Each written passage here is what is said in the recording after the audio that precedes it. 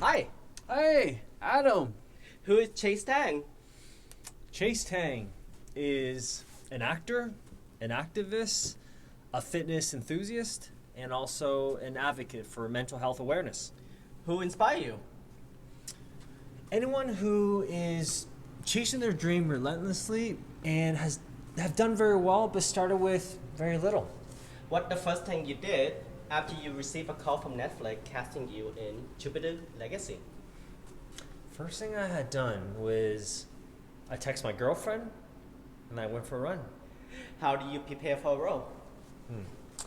I usually like to first work out in the morning, so get a nice little workout in. And I do like to get a nice sweat in and kind of, get myself very loose. And then I go through a routine with various songs and music to experience a different range of emotions. And I find that helps me prepare different scenes and also better prepare for the character. What exciting thing in Canadian film industry right now? Oh, there's so much. All the studios that are building in Vancouver and Toronto, and also the diversity in Canadian film. What your all-time favorite movie? My all-time favorite movie: Titanic, Limitless, How to Lose a Guy in 10 Days, and Bangkok Dangerous.